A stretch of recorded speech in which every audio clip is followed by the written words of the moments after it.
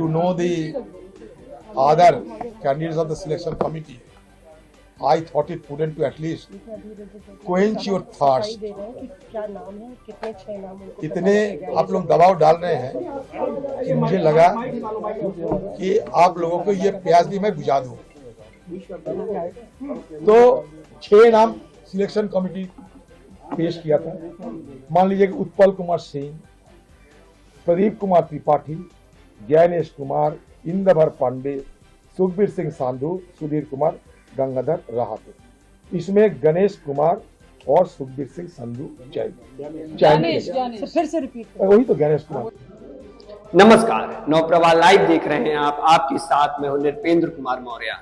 इस समय बड़ी खबर आ रही है कि देश को 2 नए चुनाव आयुक्त मिले हैं। प्रधानमंत्री की अध्यक्षता वाली कमेटी ने 2 नए चुनाव आयुक्तों की नियुक्ति की है, जिनका नाम है ज्ञानेश कुमार और सुखबीर सिंह संधू। ज्ञानेश कुमार केरल से आते हैं, वही सुखबीर सिंह संधू का बैकग्राउंड पंजाब से। हाल ही में जो पूर्व चुनाव आयुक्त थे उन्होंने अपने पद से इस्तीफा दे दिया था, जिसके कारण चुनाव आयोग में 2 पद खाली हो गए थे, जिसके कारण आज ये 2 नए चेहरे चुने गए हैं। आइए समझते हैं कि अरुण गोयल की इस्तीफा देने के पीछे की इनसाइड स्टोरी क्या है। चुनाव आयुक्त अरुण गोयल ने शनिवार को अपने पद से इस्तीफा दे दिया था और इसी के साथ चुनाव आयोग में इस समय सिर्फ मुख्य चुनाव आयुक्त ही बचे थे। चुनाव आयोग में 2 चुनाव आयुक्त और 1 मुख्य चुनाव आयुक्त होते हैं। एक चुनाव आयुक्त का पद पहले से खाली था और अब अरुण गोयल के जाने के बाद से सिर्फ मुख्य चुनाव आयुक्त राजीव कुमार ही बचे थे।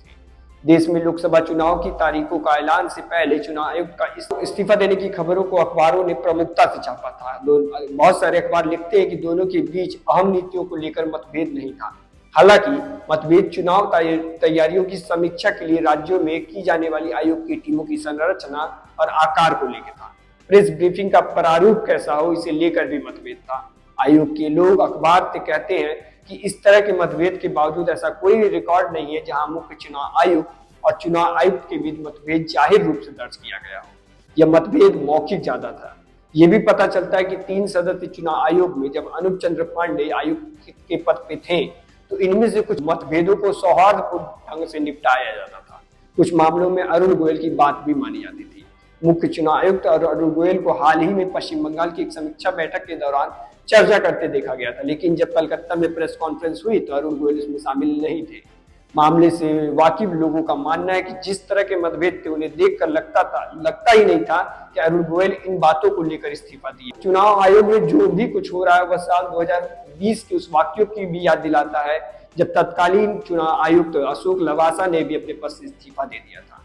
2019 में आम चुनाव से पहले ऐसा ही मतभेद तत्कालीन मुख्य चुनाव आयुक्त सुनील अरोड़ा और तत्कालीन चुनाव आयुक्त अशोक लवासा के बीच हुआ था।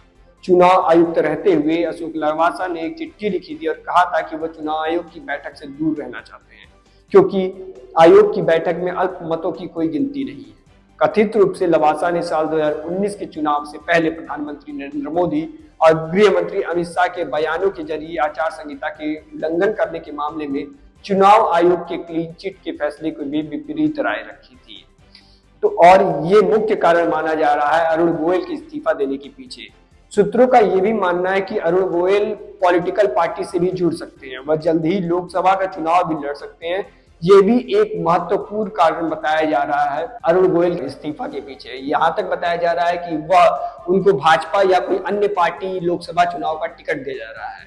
चुनाव आयुक्त जिस पद पे थे चुनाव आयुक्त रहने से पहले, वह बहुत गैर मुख्य धारा का पद था, वह चुनाव आयुक्त के बराबर का पद नहीं था। अरुण गोयल बहुत ही ईमानदार नेता थे। उन्हें 2022 में चुनाव आयुक्त के तौर पर नियुक्त किया गया था। अगर वह इस पद पे बने रहते तो वह भारत के अगले मुख्य न्यायाधीश भी हो सकते थे। आज जिन नामों की चर्चा हुई और जिन नामों को नियुक्त किया गया उस पर विपक्ष ने राजनीति करने का आरोप बीजेपी पर लगाया। नेता अधीर रंजन चौधरी ने कहा कि कल ही उन्हें 100 नामों की संभावित लिस्ट थमा दी गई थी और आज चुनाव आयुक्तों की घोषणा कर दी गई। उन्हें मौका ही नहीं मिला उन चीजों को पढ़ने, समझने और देखने का। ये बहुमत है उनका पहले ही। मुझे 212 नाम दिए गए, 10 मिनट पहले 6 नाम दिए जा रहे हैं और मैं जानती हूं कि ये बहुमत इनके पास है। सीजीआई साहब नहीं है, कानून को तैयार किए गए हैं कि सीजीआई बाहर रहे, हमारे न्यायाधीश बाहर रहे और वहां अंदर अंदर बैठ के सरकार अपने बहुमत की बजाय से अपने चुने हुए अपने पसंदीदा नाम चयन करे, यही तो बात है। दादा, संक्षिप्त साथ तो यही है। दादा चुनाव आयोग की नियुक्ति पहले भी जो होती रही सरकार ही करती थी। ये ठीक है कि सुप्रीम कोर्ट ने पिछले दिनों में एक टिप्पणी की थी और उसके बाद फिर एक कानून बना, और अब आप आरोप लगा रहे हैं कि सरकार की अपनी मनमानी चली, आपको औपचारिकता के लिए बुलाया गया।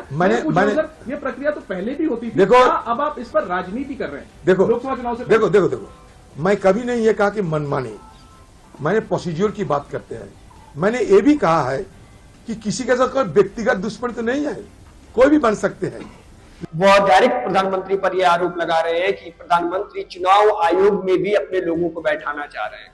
वो ये कह रहे हैं कि पहले जब चुनाव आयोगों के आयुक्तों की नियुक्ति की जाती थी तो उन्हें चीफ जस्टिस ऑफ इंडिया को शामिल किया जाता था, लेकिन जैसे ही एनडीए की सरकार आई उन्होंने सीजीआई को हटा करके प्रधानमंत्री के द्वारा नामित एक मंत्री को शामिल कर दिया गया। जहां पे अब ये फैसला अपने आप बहुमत से होगा तो चुनाव आयोग भी अब फेयर नहीं रह गया है। उम्मीद है कि आपको समझ में आया होगा कि किस तरह अरुण गोयल ने इस्तीफा दिया और किस तरह से चुनाव आयुक्तों की नियुक्ति की जाती है। हम भारत के चुनाव आयोग में बिल्कुल विश्वास रखते हैं, वह लोकसभा का चुनाव बहुत ही फ्री एंड फेयर तरीके से कराएगा और लोकतंत्र में जो पार्टी मेहनत करेगी, जो पार्टी अच्छी होगी, वह लोकसभा चुनाव 2024 जीतेगी। आज का वीडियो यहाँ तक ही। अगर आपको ये वीडियो अच्छी लगे तो लाइक कमेंट जरूर करें। धन्यवाद, नमस्कार।